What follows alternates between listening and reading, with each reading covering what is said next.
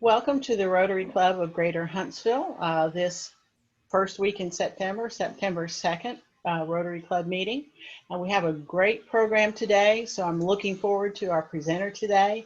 We have a lot of things going on, so we're going to have several announcements to make. So I'm going to go ahead and share my screen. But before we do that, we do have a couple of things we want to do first. And let me get that up there. There we go. Okay. Now,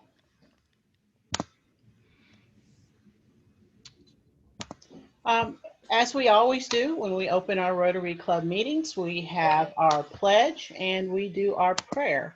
And I believe that, let me check my list. Oh, Nicole is going to do the pledge, and then Beth Brooks will do the pledge. So if I could ask Nicole to lead us in the pledge, please. I pledge allegiance to the flag of the United States of America and to the republic for which it stands, one nation under God, under God, indivisible, and liberty and justice for all. Thank you, Nicole. And Beth, if you would, lead us in prayer.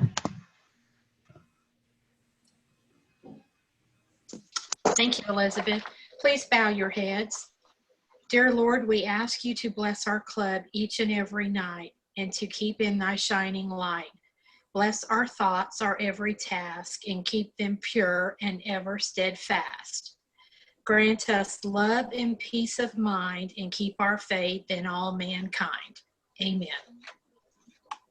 Thank you very much, Beth. And today we have, I'm very pleased today that we're going to have Ms. Lisa Mays, CEO of the Catalyst. She is new to the organization, but she's going to have a lot of great things to share with us. And I will introduce her a little bit later. However, before we do that, let's talk about what's coming up in the next couple of weeks. Of course, next week we're going to have David Spillers. He's going to give us a COVID-19 update.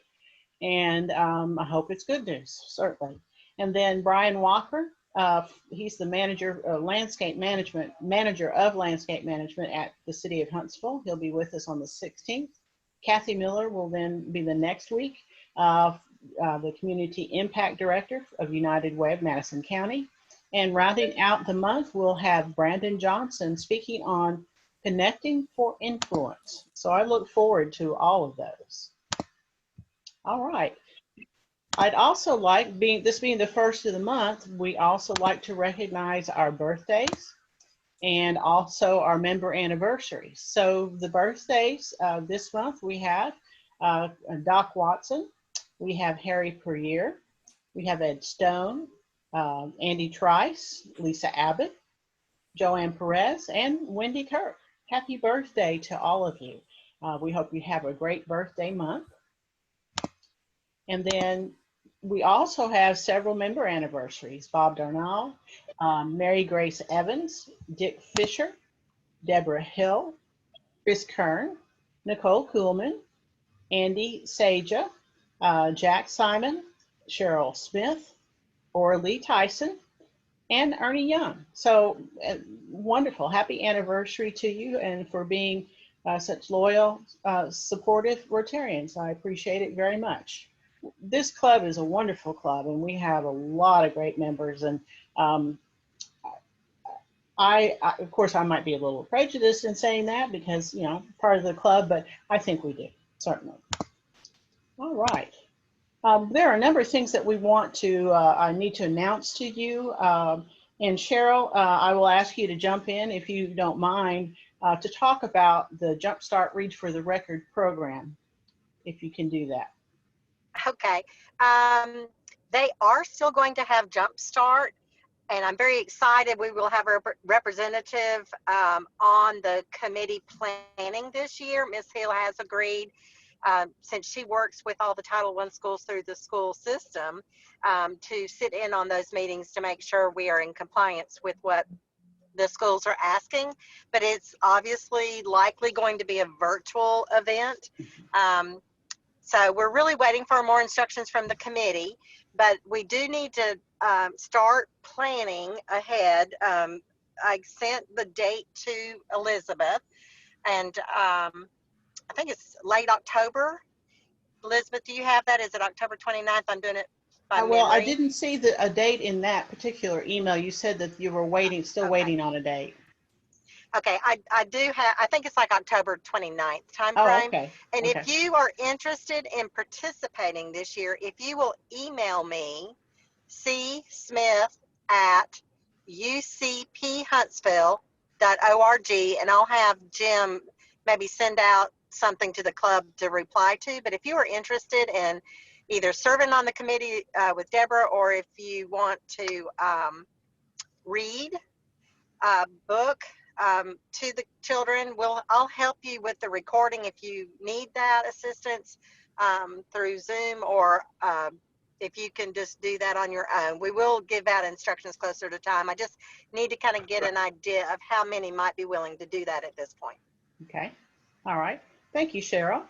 And for the new members, it's nationwide. Everyone reads the same story, and it's always a theme-based book. And everyone reads it. So the read for the record is to have a record number of children all reading on the same day. So we appreciate our reading mentors to demonstrate how important literacy is to our youth. Okay. All right. Thank you very much, Cheryl. And then I received a notice from our DG Lee Weinman asking us to, if at all possible, he's asking for us to think about people or fellow Rotarians that we could recruit for the Rotary Peace Fellowship. Butler Kane from the Florence Club is responsible for recruiting this year. And he did put together a 12-minute video presentation that pretty well sums up the requirements and some of the initial details for what it takes to be a Rotary Peace Fellow. If you think you know of someone who's either just starting out, and this would be young people just starting out in their careers, wanting to go through a 4-year program, or someone who's in maybe mid-level in their career and would like to go through a certificate program. There are locations both in the United States and internationally. So it's certainly worth investigating if you know a young person or a mid-career person who might be interested in doing this. If you do know of someone or want to talk more about it, just send me an email or give me a call. I'll be happy to forward the information to you and forward the slide. I certainly don't expect you to remember that big, long internet address there, but I'll be happy to forward that information to you and help facilitate you getting in touch with the right people. Okay, and our upcoming ramp builds, just want to remind everybody that the first ramp build, the actual build day, will be on Saturday, September 19th. The pre-build will be on the 16th of September. And on the next ramp build will be on the 10th of October, and the pre-build on the 7th. Following that, we will have the CASA winterization, and that will be on November 7th. And don't forget that this weekend, this Saturday, will be the Veterans Memorial Cleanup, our monthly cleanup of the memorial, so that it stays nice for all of our visitors and anyone who wants to come to see the list of veterans and those who made the ultimate sacrifice for all of us. It's this Saturday, 8 a.m., and we're going to have it no matter what. So if you have this about an hour to spare, possibly less, because it doesn't take a lot of time. If we have a good number of people, we can get it knocked out quickly. But if you have the time, please come down and join us. We do follow CDC protocols. We wear masks, we wear gloves, we social distance, but we still get the job done. Okay, and if you do have a question, you can either contact me or Reed Kloss, who's helping to coordinate this with the Scouts BSA. Okay, and I think, well, no, next to the last item. The BBB, each year the BBB has 2 major events that we call on our fellow Rotarians to assist with, if possible. We certainly do appreciate any assistance that you can give us, but I'm going to jump to the bottom one first since that's closer. We do have a Shred Day, finally, a Shred Day event in Huntsville coming up on Saturday, September the 12th. It had to be postponed a couple of times, largely due to COVID-19. There's a change in location this year, so I want to make sure you note that. It is at John Hunt Park down in South Huntsville, and the time is from 9 to 11 a.m. We're using a new location, and we've shortened the time of the event, especially given the circumstances that it's the COVID-19 and the fact that it's a new location. We want to kind of test out the area and not be totally overwhelmed with cars where it would back up into the service road or, heaven forbid, out onto the parkway. We would get in trouble quickly. So we're going to test that out.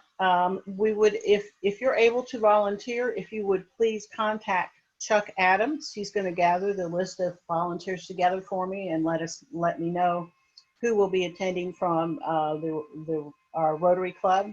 If you'd let him know that. Now, if you do plan to volunteer, we ask that you be on site, ready to go by no later than 8:30 a.m.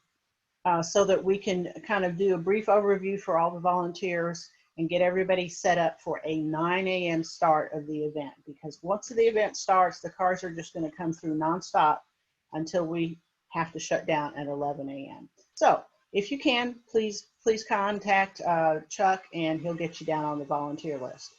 We are also looking for BBB Torture Award judges this year for either the business entry or the student scholarship entry. And I know that most Rotarians have judged the student scholarship entry in the past, so that would certainly be great. The entries will be sent out by Robin Isbell, who's our lead for this particular project. She'll send that out end of this month, and you'll have approximately a month to judge student essays, or if you're doing the business entries, you'll have about the same time to judge those as well.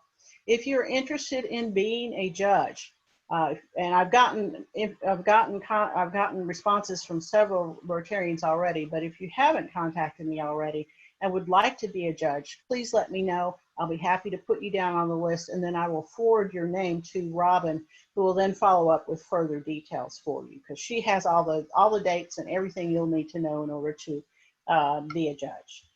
So contact me if you're interested. Okay.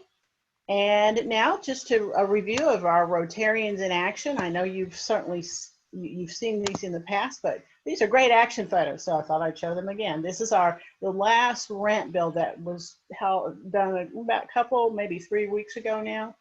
So a lot of hard work to help change the life of this particular person, as you can see in this picture. Okay. And now I'd like to open it up to member announcements, if you would.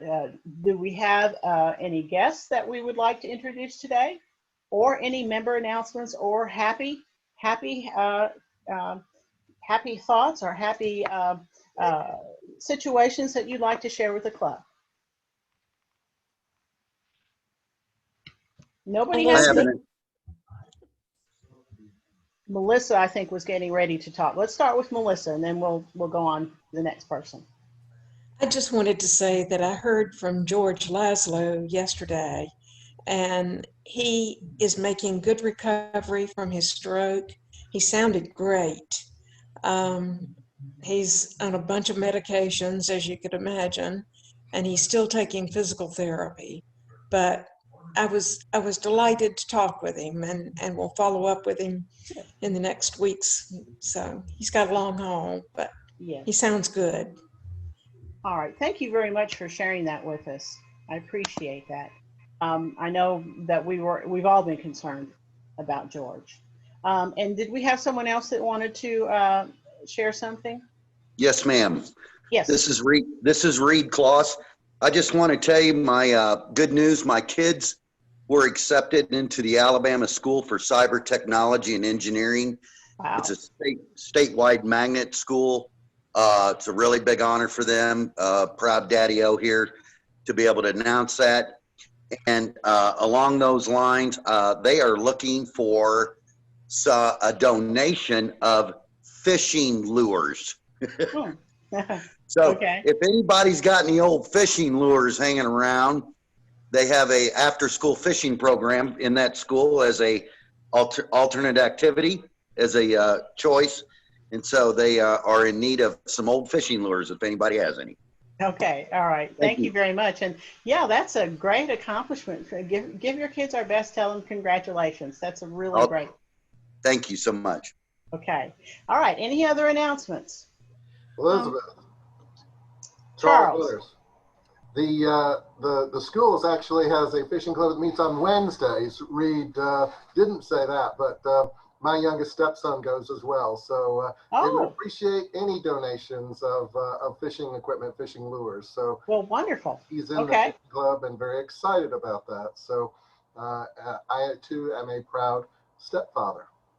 Excellent. All right. Well, send congratulations as well. Okay. Was there someone else who had an announcement? Yes, I do, Elizabeth. Whoops, we've got a couple. Okay, we've got Art and then Mary. This is Art Hargrove. I just wanted to give a happy announcement. This past Saturday, August 29th, was the 50th anniversary of Johnny and my wedding. Oh, wow. Congratulations. It's been a great 50 years. Wonderful. Please give congratulations. Exactly. That's wonderful. Thank you for sharing. And Mary? We may have some visitors with phone numbers we don't recognize. Pamela Smith has relocated from Mississippi to our area and is a Rotarian who's been very active in Rotary. She has a very strong Rotary resume, and I'm not sure if she's with us yet. And also David Pelly, who said he was going to kind of stay in the background because he wasn't really sure what to expect. So if they're here, I don't recognize their phone numbers, but they may be attending. Okay. David or Pamela, are you with us? No. Okay. Well, that's fine. I'm sure they will join us at a future time. I know everybody's schedule doesn't necessarily coordinate with our meetings every single week. So at this time, unless there are any other burning comments that you need to make, I'll give you another chance before we close out the meeting, so don't worry. But now it's my pleasure to introduce our speaker for today. Ms. Lisa Davis Mays. She is CEO of the Catalyst Center and a newly appointed CEO as of just a few months. So she's going to have a lot of great things to tell us, but I just wanted to give you a little bit of a background about her before we get started. Lisa was named Chief Executive Officer of the Catalyst in spring 2020, so not very long ago at all. Successor to the founding president and CEO, Joanne Randolph, upon her retirement. Lisa brings a unique combination of experience in the areas of fund development, grant writing, capital campaigns, law, public speaking, strategic planning, marketing, public relations, business transactions, and relationship building. After practicing law for several years, she transitioned into the nonprofit sector to fulfill her passion for helping others. In years prior to coming to the Catalyst, Lisa impacted numerous lives, raised millions of dollars for a local nonprofit, and successfully led a $7.1 million capital campaign to build a 30,000 square foot facility for homeless women and children. She was selected as Fundraising Professional of the Year in 2017 by the North Alabama Association of Nonprofits, and has previously been listed among 256 magazines 40 under 40. Lisa received her bachelor's degree from Samford University and her Juris Doctor from the University of Alabama School of Law. With that, I would like to introduce and welcome Ms. Lisa Mays. Thank you very much for being with us today, Lisa. Thank you. Thank you so much for having me, everyone. I'm so thankful to be here with you today. Even if just virtually, I'm an extrovert and I'm an extroverted hugger. So if we were all in the same room, I would be running around shaking hands and giving you hugs. And so unfortunately, we're not able to do that right now, but who knows, maybe at next year's meeting, right? I'm going to go ahead and share my screen and make sure you guys can see it. Everybody sees the first slide? Yes, it looks good. Awesome. Perfect. Well, again, thank you. And thank you for the introduction. What that bio doesn't, we give the business bio. What it doesn't tell you is that I am also a stepmom, and I'm a stepmom of a senior in high school and a freshman in high school, and then mom to twin 5-year-old boys who are beginning their school journey as virtual kindergartners for now, at least until they start phasing back in next week. I say that because at some point they may come through the door with my husband and try and sneak by, but if you hear a little bit of rabble in the background, that's what's going on. So again, thank you for having me. I'm really excited to talk to you about the Catalyst today. So without further ado, let's get started. Let's see, will it let me? There we go. Okay, so at the Catalyst, our mission is to serve entrepreneurs and small business owners in every stage of business. We aim to provide best-in-class coaching, in-demand services, and relevant programs to foster the success of small businesses. Things we believe in big time are to educate, to connect, and to sustain. A little bit about us. The Catalyst provides support at every stage of the business life cycle. We aim to provide best-in-class coaching.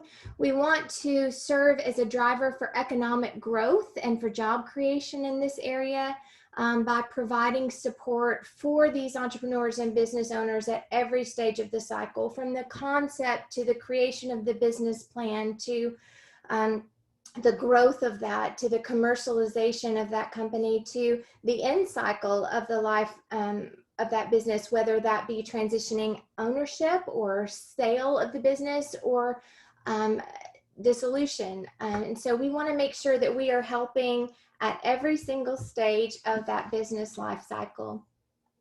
We want to make sure we're also providing quality business education, personalized one-on-one business coaching, and networking opportunities to build valuable business relationships. The Catalyst was founded in 2003 as the Women's Business Center of North Alabama. So many of you may recognize the name, the WBCNA. In 2017, it became really apparent that the organization had kind of outgrown its original intent. Its original intent was to help women business owners. But over the years, it grew to 6 separate focus areas, and they wanted to rename and to rebrand in a way that was in keeping with really who they had become and the diversity of the clients that were served. And speaking of those clients, the Catalyst clients span all races, genders, and socioeconomic classes. They come to us from all industries in every stage of the business cycle, and they come with varying degrees of business knowledge. Since our inception in 2003, we have served over 40,000 clients who have created and or saved thousands of jobs in Alabama.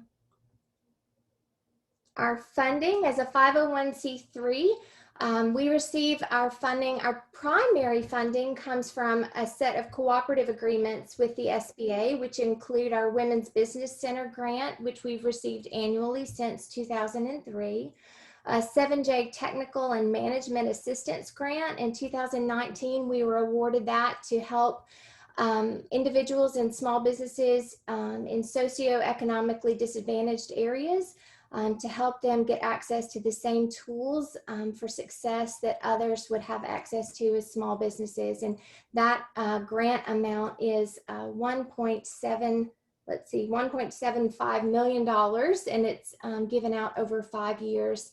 Earlier this year, we were also fortunate to receive an SBA Women's Business Center COVID-19 Relief Assistance Grant.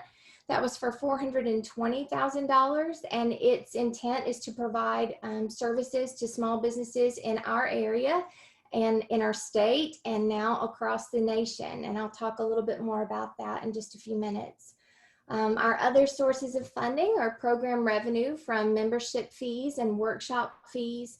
Also fundraising, your typical nonprofit. We're going to do fundraising in the form of Society of 75 memberships and individual and corporate donations, as well as gifts in kind. And that could be, it ranges from office space to office supplies to coaching and training that subject matter experts donate their time. And so we're able to count those as gifts in kind as well.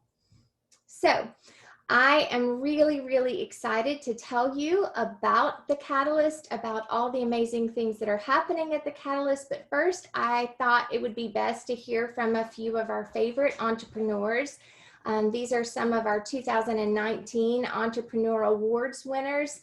I think I saw Dorothy Havens on the screen earlier, and you will recognize one, I'm certain. So without, let's see, let's move on and see if I can get it going.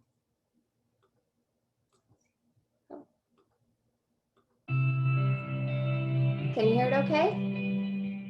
The biggest thing that motivated me to start my business was my desire to do things my own way. The Catalyst has helped me achieve my business goals in several ways. The first thing they did was just help me get started. They gave me directions on how to get going as a business when I knew what I wanted to do, but I didn't know how. As a former foster child, I know the difference that a forever family can make, and that really is what motivated me to start Kids to Love. When you're starting a business, that initial setup is really the most important, and that's really what the Catalyst Center does now, is it brings together all those professionals in a hub, that young entrepreneurs or moms that are wanting to start a business, but they have that collective brain trust of professionals to give them the guidance that they need so they make the best decisions. When I was 10 years old, I found out that there was a camp called Peace Builders Camp. It was really expensive, so I decided to sell cookies and cakes, and I actually earned enough money to go to camp and also pay for another kid's way there too. When I got back, I decided to just keep it going because I loved it so much. I wanted to start Green Pea Press to give other artists access to equipment that they didn't have, and also to introduce the public to the joy of the art of printmaking. The Catalyst has helped me with my business several times, from the first workshop I went to before I started to business management, all things I didn't have a background in because my background was in arts. So this is actually our 10th year in business now, and we're bigger than ever, and we're about to actually quadruple our studio space. The Small Business Awards, Entrepreneurial Awards, help the small business community by bringing us together and recognizing different individuals in the community. Collaboration and partnership are key in our community. If you're going to start a nonprofit and you want it to be successful, you better get ready to hustle. Winning the Youth Entrepreneur Award last year has given me so many wonderful opportunities and connections. Since I've had brain surgery, it's shown me that I can reach out to other people and get help, and that, it will be okay and not to fear. The small business community is important to me, not only because they are my clientele for custom orders, they are the other people who are making Huntsville a really exciting place to live, and I think together we're creating the culture that is bringing more people here.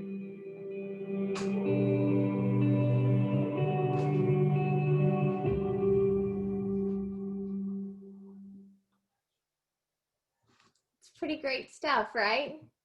Do you guys know how to do the thumbs up on here? My boys, their kindergarten teacher says, give thumbs up. Pretty great stuff, right? All right, so I'm going to talk to you a little bit about our strategic priorities at the Catalyst. As a new CEO, it's always really important for me to really look at and talk with the board about what's our mission, what's the vision that you guys have set out, that I'm going to be leading this team to hopefully accomplish lots of goals toward the furtherance of those. But one of the things I always am really interested to learn about an organization, and so one of the things that I'm really interested to talk with you about today about our organization are our strategic priorities. I mentioned those briefly at the very beginning, but they are to educate entrepreneurs and small business owners on effective strategies and practices to seize their available opportunities, to connect entrepreneurs and small businesses with resources and opportunities to help their businesses thrive, and to sustain the services and support the Catalyst provides to entrepreneurs and small businesses by developing and expanding the resources through increased revenue and collaborative partnerships. And the way we, excuse me, the way that we do that in 6 separate major focus areas. We have programs and services geared towards 6 groups of small businesses. And so they are startups and entrepreneurs, established businesses, women, veterans, government contracting, and technology and innovation. And so in speaking to that, excuse me, in speaking to that first strategic priority, how do we educate folks?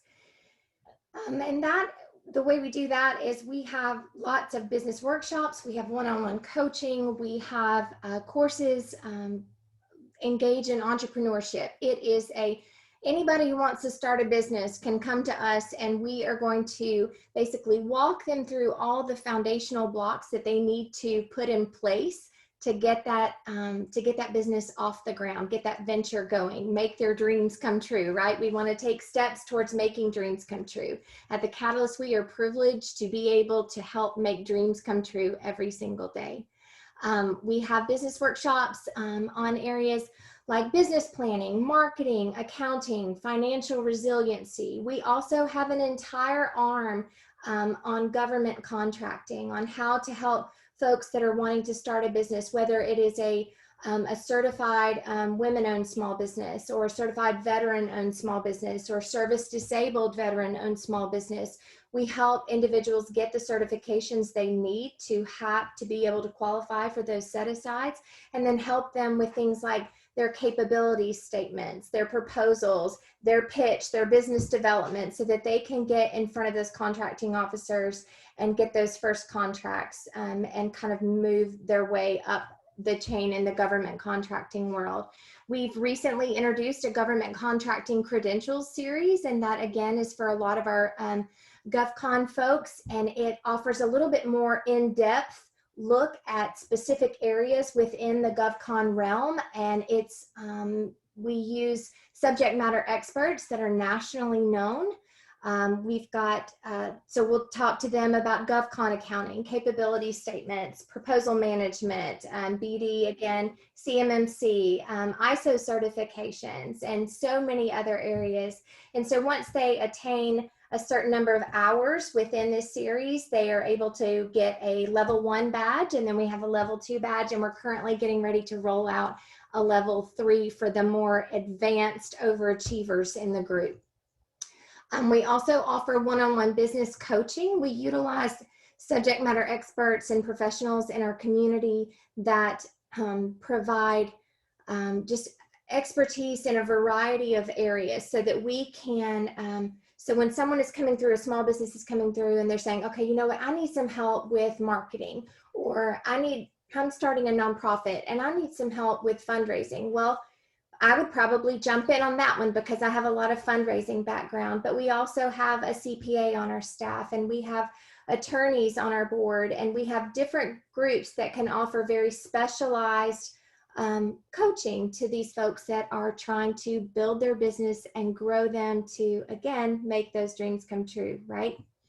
All right, our next strategic priority is to connect. How do we connect entrepreneurs and small businesses with resources and opportunities? Well, we do that through a variety of means. We have, I don't know if you were on social media at all in the last couple of weeks, you may know that we put on Friday, we had a Leading Ladies Conference, and it was a combination, it was a 3-track, completely virtual conference. We utilized a virtual conference app and Zoom, and combined those two, and we did a live conference with 3 separate tracks, 4 sessions apiece, and breakfast keynote, lunch keynote, and closer keynote, all in one day, all virtual, all live, from Nashville, New York, Huntsville. We had folks from everywhere, and it was a really, really fun day, but it was also a way that our folks could connect not only with each other, and with some of the subject matter experts in their respective fields, but also where they could connect with our sponsors. We did virtual sponsorships, virtual exhibitors booths. So the exhibitors could do Zoom chats with folks and tell a little bit about what their organizations do in our community.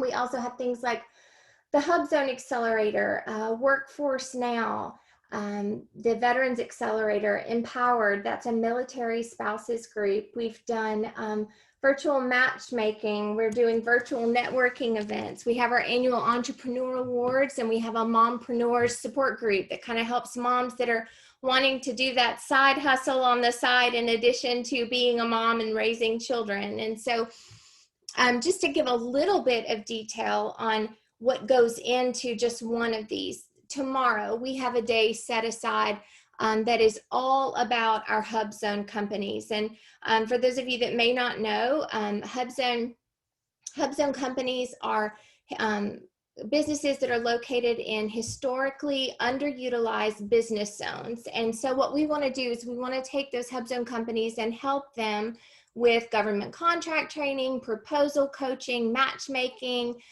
information sharing, keep them updated on any legislative updates that are coming out. And so tomorrow we have an entire day devoted to them.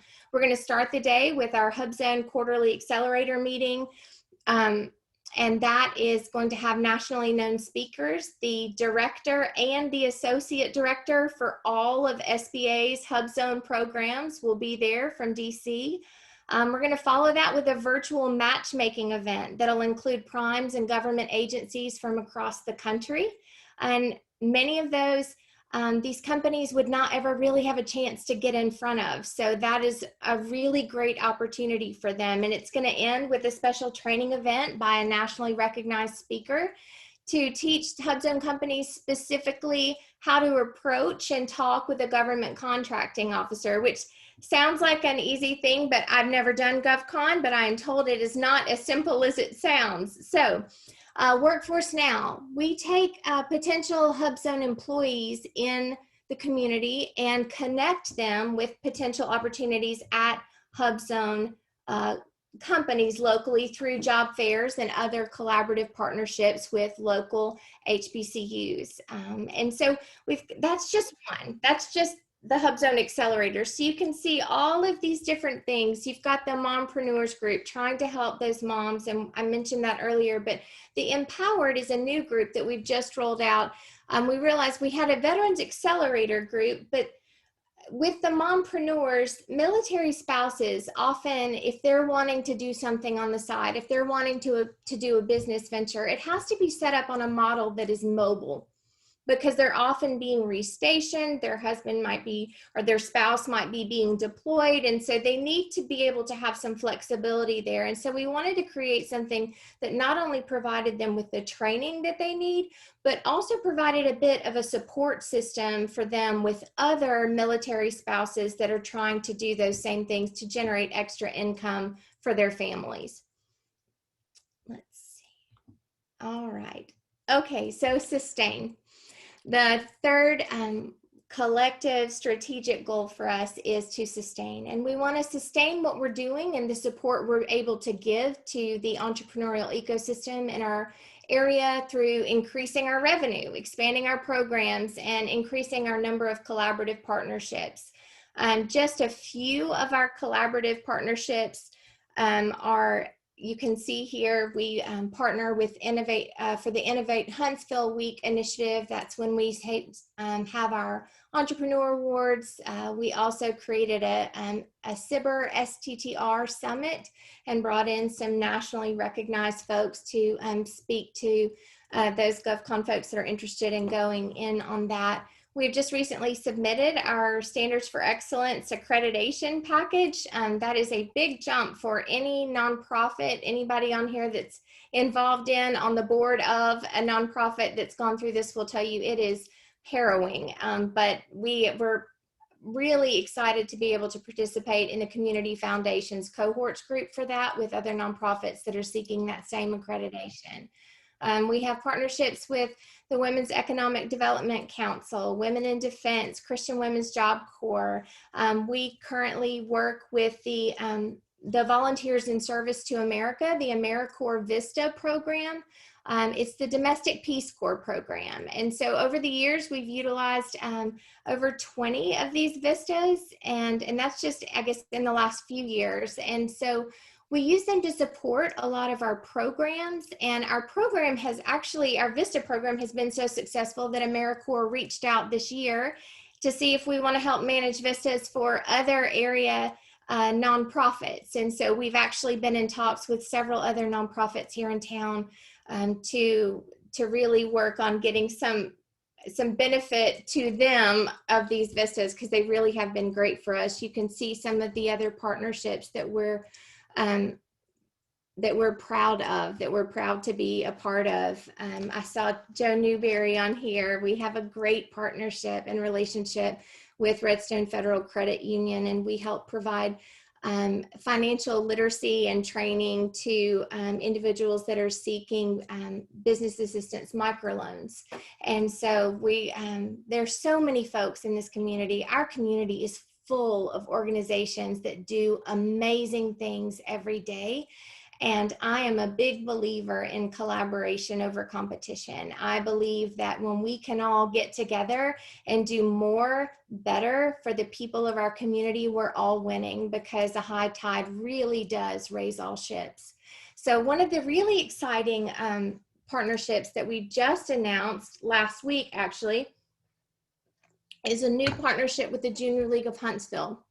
They have an Ignition Scholarship Fund, and they asked us if they could bring it in-house at the Catalyst and use it as a sponsorship. And we have an Ignite course that we are introducing. And so they are offering women the opportunity who want to go through a list. It's a defined curriculum, but they will go through the checklist of prerequisites to qualify for the scholarship, and then they can apply and be awarded seed money for their venture. And so that's a really cool way to continue to help not only partner with other community organizations, but help our community's economic and workforce development, because that's creating more jobs and more businesses and more money to this area when our businesses are growing and thriving, right? Okay, so, and then upcoming and sustain, what does that look like? We have a planned expansion of some more Catalyst programs. One of those is, you saw one of our Youth Entrepreneurs of the Year, Mr. Wortham, and Mr. Wortham's younger brother actually won 2020's Youth Entrepreneur of the Year. And I'll tell you why, because our first Entrepreneur of the Year, he gets in there and he makes these great cookies, and he decides he wants to make cookies to raise money to help pay for some of the medical bills and things that his family was having. And so he did that, won Youth Entrepreneur of the Year. His brother sees his venture, and the one thing that's really expensive for them is cookie cutters. And he thinks, you know, I think we could figure out how to make these. So he buys a 3D printer, figures out how to make cookie cutters for these great little, the royal icing cookies. Y'all may or may not know what I'm talking about, but they're terrific. And so his brother comes up with a way to save money, and then they also sell those cookie cutters to raise even more funds. And so when COVID hit this year, listen to this entrepreneurial spirit.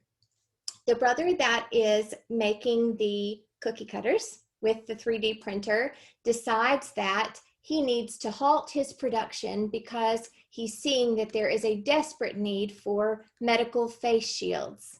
Remember when PPE was so in shortage in March and April, and he says, you know what, I'm going to figure out how to make face shields. So he redirected his company's efforts to make face shields and was recognized internationally by the global company that released the 3D printer plans for people to be able to do this. And so we want to tap into that.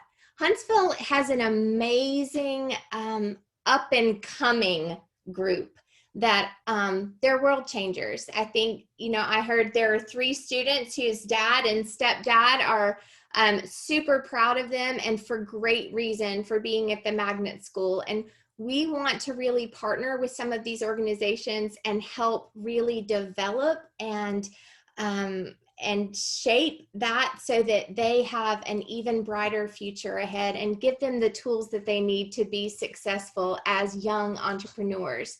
We also are looking to focus some more efforts towards nonprofits, helping folks that are starting nonprofits, that have existing nonprofits, that are wanting to grow, that have been faced with difficulties during the season. We all know that COVID, it kind of knocked the wind out of all of us this year. And so how do we help folks not only survive, but thrive on the other side of this? Let's see, sorry. All right, and then one of the things as a fundraising CEO, I'm always looking at is the diversification of revenue to make sure that we have long-term growth. I want to make sure we're leaning on not just one bucket, but lots of buckets to make sure that we are able to continue to grow and go in years to come. Okay, so this brings me to 2020, the pandemic. I think our theme this year has been pivot. Everybody pivot, pivot quick. I think the ability to pivot when COVID hit was paramount to success. And our team did a great job of that. They immediately switched to a remote work environment. Everybody got their laptops, got on VPN. Everybody was very quick on doing that, started doing research on things like Zoom that we had all barely heard of before, Microsoft Teams. We started looking at, okay, how are we going to continue doing one-on-one business coaching, offering all of these trainings online? How do we market that? How do we make sure people know that we're still here, we're still doing this? When we were awarded the COVID-19 grant, that really gave us the ability to purchase some of the tools that we really needed to expand in this environment. One of those was a new CRM software a client relationship management software that comes with an e-center so that we can better virtually connect with our clients. They can submit their business plans, we can review, put notes, they can log in to register for events and things like that. We also, I mentioned earlier, we purchased a couple of virtual conferencing platforms and apps that are allowing us to better deliver our services and our trainings and our conferences in this virtual setting. We immediately, I'm a lawyer in another life, I like to say, because I don't actively practice anymore. But when the CARES Act started rolling out and I knew that our clients needed that information, I put my legal beagle hat back on and dove in, and I read every page of the CARES Act because I'm a bit of a geek like that. But I wanted to know what was out there. I wanted to know what our small businesses needed. And so we immediately started talking to other subject matter experts and giving advice on EIDL, on the Economic Injury Disaster Loan, and also on the Paycheck Protection Program, helping folks walk through the application process, talking about their concerns as employers for keeping their employees safe in a virtual environment, non-essential versus essential. And then once everybody started talking about moving back, what does that look like to make sure that your workplace is safe? We did digital platform training on things like Microsoft Teams and Zoom. We also offered mental health sessions. We offered just a time to come and talk about what's it like to work at home all the time, to never see people. I told you at the beginning, I'm an extroverted hugger. It's been really hard on me, I'm not gonna lie. But I think that it was really important to talk about all the things. Not just a few of the things, not just some of the things, not just the basic building blocks, but the most relevant things that are hitting us in the gut right now, personally, professionally, giving people a safe place to really just say, you know what, today's hard. I've got kids that are trying to do virtual school, and I'm trying to run a nonprofit, and I'm trying to, and so I think that that's given us a really great platform to be able to connect really in a new and different and almost better way to some of the folks we're serving. So as a result, our programs have exploded. When I first came on as CEO, one of the goals that I discussed in my interviews, and Joe may remember some of this because he was on my search committee, But one of the things that we talked about was the expansion of our footprint, being able to serve more people in North Alabama, possibly more people in the state of Alabama, maybe Southern Tennessee, within about a year or so. Well, let me tell you what happened. The SBA picked up a couple of our flyers and they distributed them virtually to all of the other SBA centers in the nation.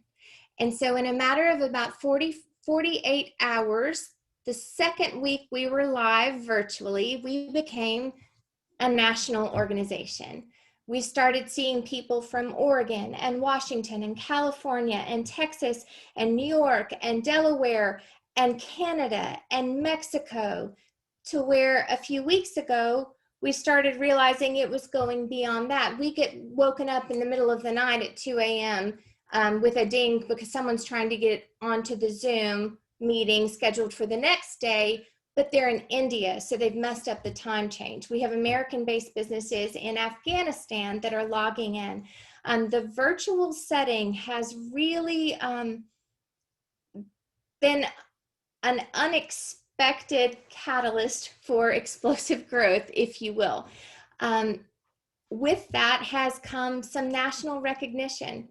Folks from around the country are saying, you know what, they're pulling in some really heavy hitters. But that also means if we're allowed to pull in heavy hitters, more heavy hitters are coming. And so it's kind of become the snowball effect, which is exciting to watch. So we've had some new collaborative opportunities with folks. When we started talking about doing our conference, we actually were put in touch with a group out of Nashville, the Lipstick Economy podcast. And she said, you know what, we usually do a conference too, but I've had to cancel and I have no idea how to do a virtual. And we said, well, we're doing one and we're doing 3 tracks. Why don't you just take some of the sessions on that track and be one of our keynote speakers? And so there you have it. All of a sudden, we have a collaboration between not only the Huntsville entrepreneurial ecosystem, but Huntsville and Nashville's as well. And so we had some great speakers.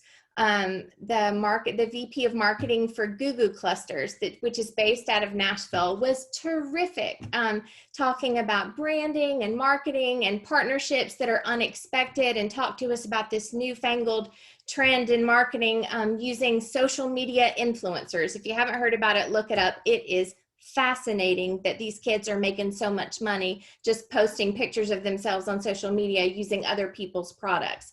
So really cool stuff happening. So lessons learned from a COVID CEO. She said, I started May 1st. I started May 1st. My first day as a CEO was here. This is my dining room. Like, I started here. My husband sent me flowers and one of my coworkers sent me some lemon cupcakes. And that was as much celebratory entrance as I got, but that's okay because we were at work. I'm also a first-time CEO. I've been a senior director of development and I had bottom line responsibility for several $1 million. I've been a director of a capital campaign, but I've never, this is a new venture for me. And so there's so many different lessons I've learned in this season, but I thought I could sum it up for you in this. Oh, and this word picture, this word art, these are some of I don't know if you guys have ever seen this, where you can put in lots of different things and so it pulls out the words. These are reviews of our sessions since COVID started. And so you can see some of the different things that people have said, some of the words that kind of stick out of all of the reviews that we've had of workshops and conferences. So lessons learned from a COVID CEO. The first one is kind of funny, but also so true. Curveballs have categories. I have learned that there are different kinds. There are regular curveballs, there are flaming curveballs, and then there are COVID curveballs, all of which require attention, some more immediate than others. But the good thing about curveballs is that when they keep coming, you get great batting practice. There is no better way to learn than in a sink or swim situation. And that has been what this is, and it's been terrific. The next two kind of go together. For us, this has been the era of why not. When I came into this organization, I came in stepping into very large shoes of our founding CEO and president, Joanne Randolph, who's now retired and at the beach enjoying life. But things had been done a certain way for a very long time, and everyone was kind of used to that. And so had we not had COVID, I don't know what kind of reception I would have gotten, honestly, because I come with new ideas. The thing about COVID, though, is new ideas are a necessity. And so when I started talking and people say, well, we can't do that. And I said, why not? Why can't we? Go figure out why we can't, but also figure out how we could. And so we started realizing that some of the barriers that we thought were there were being removed in this virtual setting. And so the era of why not? Why can't we do that? Why couldn't we go national in 48 hours? Because we did, you know? And then I think it's so important to develop a virtual work culture. Every organization has an internal culture. It has things that you really push, that you really believe in. And our organization, when I stepped in, the two things that I really push with my team are radical hospitality and excellence. Always being more excellent today than we were yesterday. When someone comes in, they're part of the Catalyst family. What does that feel like? But what does it feel like virtually? Do you see where I'm going with this? So what does that look like in developing that culture as a new CEO in a virtual setting? It looks like a lot of intentionality. It looks like a lot of repetition of the same ideologies and bringing points and conversations back to talk about how they fit or don't fit into the culture you're trying to create. The next one is teamwork makes the dream work. Take care of your people. The one thing I have learned, probably that's more important, that I really believed in coming in, but now believe in, like, you'll never shake me from this. You will never go wrong in giving more than is expected to your employees. Part of what I was able to work into our COVID grant was a stipend, a 5% stipend of their pay for the full-time employees, just as a little bit of extra compensation for their time during COVID, because, you know, there's extra expenses going. We also worked in a stipend for cell phone and internet service to help with their home expenses for that, to make sure that they were taken care of, because there's extra power when you're at home all day being run, especially in the summertime. For me, in the winter, it may be for you if you're a cold-natured person. I am hot-natured to the nth degree. So, and not even just, and that brings me to the next point, making sure you're taking care of them, making sure that they know that their families come first, that, you know, they're worried, that there's nobody knows what's coming next. It's been a time of a lot of uncertainty. Making sure we're spelling that out and saying, you know what, I know it's a little scary. We don't really know what's next. It's a difficult year, but I'm here for you, and you put your family first and do your job to the best of your ability. Be excellent, be radically hospitable, and we're going to get through this together. There is something that happens when, as a leader, you are in the trenches alongside your team, and I have really seen the benefit of that. And that, again, brings me to this next one, the getting to the heart of the matter. Be intentional about checking in a virtual setting. What you see here, right, is not everything that's going on. We have this unprecedented window, literally a virtual window into the homes of our coworkers. We are being invited into a space by necessity, right, because of COVID. And so when their kids come up and start talking, I am really big about saying, hey, how are you guys doing today?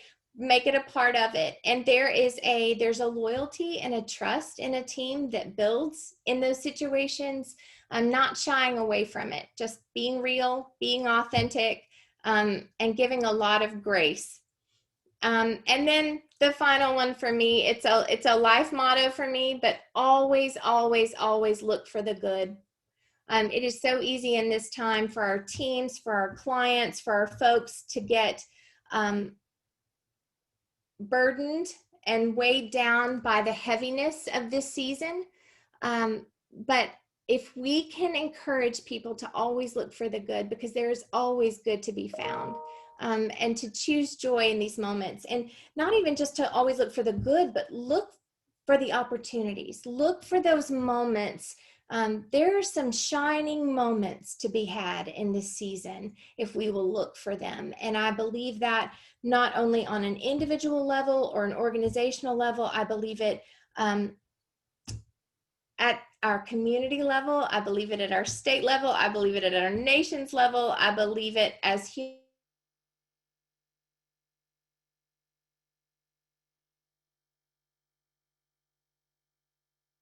That's all of my life lessons learned from this new CEO at the Catalyst. But I guess I can open it up. I think, Elizabeth, you said you wanted to open up for questions. This is my contact information. And so please feel free to call me, reach out, connect on LinkedIn. I would love to hear from you guys. Well, Lisa, thank you so much for your excellent presentation. I really do appreciate the time you spent in putting this together. And what a way to start a new position, right? Yes. It really was a trial by fire, but from all the description, it sounds like you have gotten off to a really wonderful start. So I'm pleased with that. Does anyone have any questions that they would like to ask at this moment?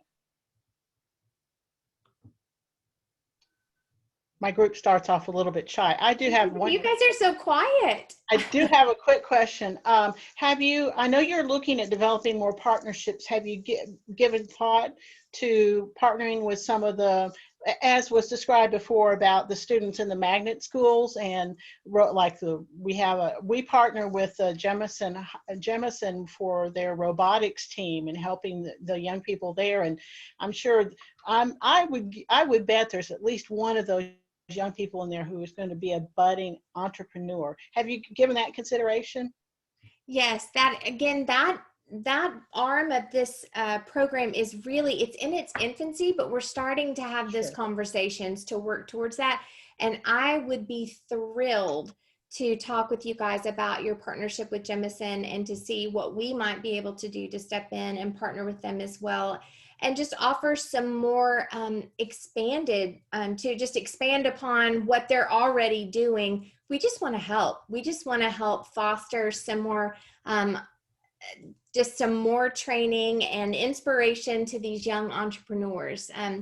We are in talks with Madison CEO. One of my project managers was a founding board member of that organization, and they work with juniors and seniors in high school in the Madison area that are coming up wanting to be leaders and entrepreneurs. And so we want to work with them as well. So we are open. We are looking for lots of different ways to talk and to come up with a way to encourage not only the high school age, but I'd love to do something like Catalyst Create, like a kids entrepreneurial camp. I think it would be a really fun, and in this area, with Steamworks and with the different magnet schools, we could really make something fun in this community. So just stay tuned. But yes, I would love to talk with you offline about that. I think that would be a great opportunity. That sounds great. Thank you. And thank you again. Any other questions before we go? I know we're at the top of the hour, a little bit past, but this is your chance. Okay, well, Lisa, thank you so much once again for your presentation. We really look forward to working with you in the future, and hang in there. It's going to get better. Oh, no, it's already better. It's going to get even better. That's a great way to look at it. Thank you again. So now we're going to go ahead and close out our meeting. If you wouldn't mind unsharing your presentation. And thank you. And I'll go ahead and share mine for our closeout.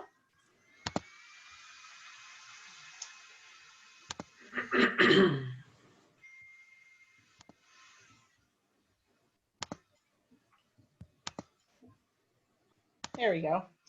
All right, now we're ready for our 4-way test as we wrap things up. If you would, please repeat after me. Of the things we think, say, and do, number 1, is it the truth? The truth? Number 2, is it fair to all concerned? And number 3, will it build goodwill and better friendships? And number 4, will it be beneficial to all concerned? Wonderful. Thank you all very much. I do have one question before everybody runs off. There are 2 people who called in. I believe one of them was Cheryl Smith, but there's another number, 9372, and then another one, 3413. If you could identify yourselves for us so that we can take proper attendance, that would be wonderful. Who is that? The 7413 is Cliff. Cliff, okay. Awesome. 7413. All right, thank you, Cliff. Everyone have a great day. Have a great week. Stay safe. Thank you, Lisa. Thank you all for being with us today. Have a great week. Thank you. Bye-bye.